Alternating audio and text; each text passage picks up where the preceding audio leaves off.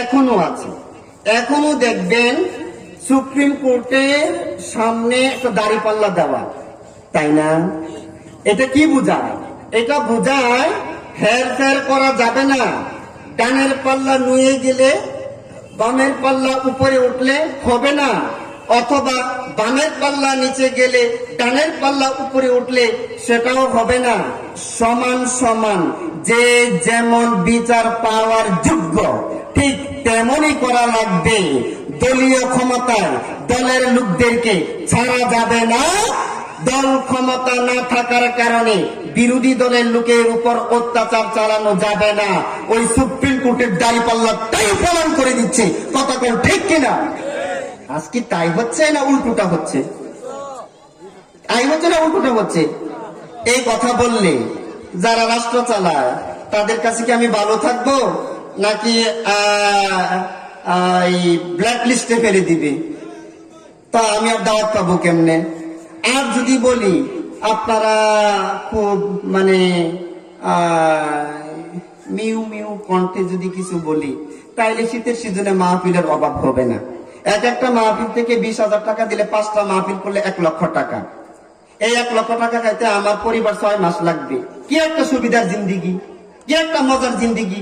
Private কারে যাব, আধা ঘন্টা চিল্লাবো, কর করে 20,000 নোট দিয়ে দিবে, এবং শিং মাছের তরকারি, কবুতরের তরকারি, দেশি মুরগির তরকারি এবং খাসির তরকারি এবং একদম দেশি গরুর তরকারি, পেটটা দেওয়ানবাগের মতো ফুলিয়ে আসবো, 20,000 টাকা পাবো।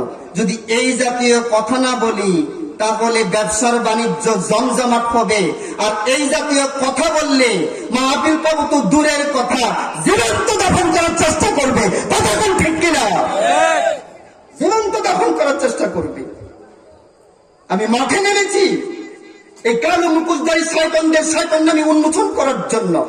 আমি পরিষ্কার ভাবে এই কথা বলে দিচ্ছি, আল্লাহর কসম, আব্দুল মুমিন মাঠে নেমেছে সমাজে পূর্ণভাবে ইনসাফ হবে। আমি যদি কোনোদিন অন্যায় করি, এই জাতির কাছে আমার আবেদন, দলবন্ধ মাঠে আমাকে নিয়ে আসবেন। ইসলাম যেভাবে বিচার করতে বলেছে আমার উপর সেভাবে হুদুদ কায়েম করবেন। এটা আমি চাই। আমি চাই আল্লাহর জান্নাত। আমি চাই কোরআনের কথা বলি গোটা পৃথিবীর মানুষের কর্ণকুহরে পৌঁছে যাক। আমি চাই হাদিসের জগতের অরিজিনাল কথা বলি দল মত জাতি ধর্ম বর্ণ নির্বিশেষে সকলের কানে পৌঁছে যাক। কারোর সাথে আমার ব্যক্তি হিংসা নাই, কারোর সাথে আমার দলীয় কুন্দল নাই, কারো ক্ষেতের সাথে আমার ক্ষেত নাই, কারো বাড়ির সাথে আমার বাড়ি নাই, কারো পাকা দানে আমি মই দেই নাই, কারো হালের বলদ আমি পিটিয়ে মারি নাই। আমার অপরাধ একটাই, যারা সমাজটাকে লুটে পুটে খাচ্ছে। আমার অপরাধ একটাই, যারা তেল মারা দাওয়াত দিচ্ছে। আমার অপরাধ একটাই, যারা সবার সাথে মিলেমিশে মাদ্রাসা ধরে রাখছে, সবার সাথে মিলেমিশে মসজিদ ধরে রাখছে। এর বিরুদ্ধে আমি অবস্থান নিয়েছি, তাই আমার বিরুদ্ধে সমালোচনা চতুর্দিকে। কথা কোন ঠিক কিনা? তবে একটা কথা জানিয়ে দেয় হিলফুল ফুজুল পাঠাগারের পত্রিকায় যদি এই মঞ্চ থেকে আমি জানিয়ে দিতে চাচ্ছি, আব্দুল মুমিন মাহফিল বন্ধ করতে পারো, আব্দুল মুমিনকে নানাভাবে সমালোচিত করতে পারো, একটা কথা, আব্দুল মুমিন কোনোদিন থামবে না ইনশাআল্লাহ। আমি আওয়ামী লীগের বাইরে ঘরে ঘরে যাব, হাত ধরে ধরে বুঝাবো। আমি বিএনপির বাইরে ঘরে ঘরে যাব, হাত ধরে ধরে বুঝাবো। আমার ছাত্র দলের ভাইয়েরাম, যুব দলের ভাইয়েরাম, স্বেচ্ছাসেবক দলের ভাইয়েরাম, শ্রমিক দলের ভাইয়েরাম, উলামা লীগের ভাইয়েরাম, ছাত্র লীগের ভাইয়েরাম, আওয়ামী লীগের ভাইয়েরাম, কৃষক লীগের ভাইয়েরা, সর্বস্তরের কাছে আমার আহ্বান। আব্দুল মুমিন কোরআন হাতে নিয়ে মাঠে দাওয়াত দেওয়ার জন্য নেমেছে, আব্দুল মুমিন হাদিস নিয়ে মাঠে নেমেছে। আমি কারো চামচামি করার জন্য মাঠে নামি নাই। আল্লাহর কাছে আমার একটা প্রার্থনা, জাতিকে সঠিকভাবে দিক নির্দেশনা দিয়ে আমাদের জনাব আজহারুল ইসলাম আলামিন সাহেব যে কথা বলেছে, আখেরাতের পাথে অর্জন করতে হবে, কাজ সাপ নাই। কথা কোন ঠিক কিনা? আমি আপনাদেরকে ভালোবাসি, অবশ্যই আপনারা আমাকে ভালোবাসেন। তা না হলে এমন একটা চেয়ারের জন্য আমাকে কেন দাওয়াত দিলেন? আমি অবশ্যই মনে করি আপনারা আমাকে ভালোবাসেন। আমার অপরাধ, আমি তেল মারা কথা বলতে পারি না।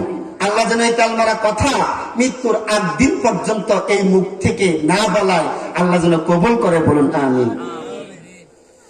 ইনসাফ করতে হবে আদালত থেকে, ওইটা হচ্ছে মেইন সেন্টার।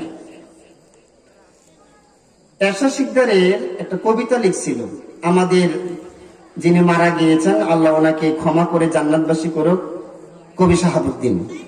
উনি আশা শিকদারের নামে একটা কবিতা লিখছিল, গাছের ডালা হয় না বালা, খারাপ থাকলে গুড়ি, এরশাদের বাপ দাদা করতো ডাকাতি আর চুরি। দেখেন কথাটা কেমনে লিখছে, গাছের ডালা হয় না বালা, খারাপ থাকলে গুড়ি, এরশাদের বাপ দাদা করতো ডাকাতি আর চুরি। তো বাপ দাদা ওই ডাকাতি আর চুরি করতে হেয়ার করতে পারব, মানে এটা বুঝাইছে। তার মানে মূলে যদি সমস্যা থাকে ডালা পালা ভালো হবে না। সুপ্রিম কোর্টে যদি অবিচার থাকে, সমাজের হুমরা তুমরা মেম্বার আর চেয়ারম্যান কি বিচার করবে? কথা কোন ঠিক কিনা?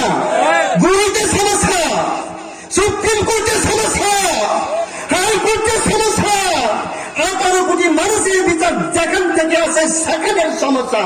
জাতির সমাধান করতে হলে ওই মূল জায়গায় করতে হবে। কথা কোন ঠিক কিনা? ওইখানে সমস্যা। বাস্তবতা কিভাবে বুঝবেন? আপনার বাড়ি থেকে কারেন্ট চলে গিয়েছে, আপনি যদি সুইচে গিয়ে এরকম ভাবে জিকিরের মতো 1 2 3 টিপতে থাকেন, বাতি জ্বলবে না? মেন বিদ্যুৎ অফিসে ওইটা অন করতে হবে? হ্যাঁ, কোনটা? তাহলে ওইখানে অন করলে দেশের ঘরে ঘরে বাতি জ্বলে যাবে। ওইখানে যদি বিচার হয়, তাহলে সমাজের বিড়ি করা সুদপুর সমাজের দরবারে গিয়ে উল্টা পাল্টা করতে পারবে না। কেন? ওই গুড়ি ঠিক, গুড়ির দৈরা নাড়া দিলে ভারতে গিয়ে যেমন পড়া লাগে, সুপ্রিম কোর্টে সুবিচার করলে দরবারের মাটি তো সুবিচার হবে। কথা ঠিক নয়? উদাহরণ আরেকটা নেন। মাথার মধ্যে পানি ডাললে 1 গ্লাস পায়ে পড়বে কি? উত্তর দিবেন খেয়াল করে। মাথার মধ্যে যদি আমি 1 গ্লাস পানি ডালি, পায়ের মধ্যে পড়বে? 1 ফোঁটা হলেও পড়বে? কে বলছে পড়বে? পড়বো। আর পায়ের মধ্যে যদি আমি 10 কলস ডালি, 1 ফোঁটা কি মাথায় উঠবে? তার মানে কি, মাথায় যদি 1 গ্লাসও ডালা হয়, শরীরের বিভিন্ন জায়গায় পড়তে, আর পায়ে যদি 100 কলসও ডালা হয়, মাথায় উঠবে? সমাজের হুমরা চুমরারা টাকার বান্ডেল পায়া জনগণের উপর অত্যাচার চালাচ্ছে।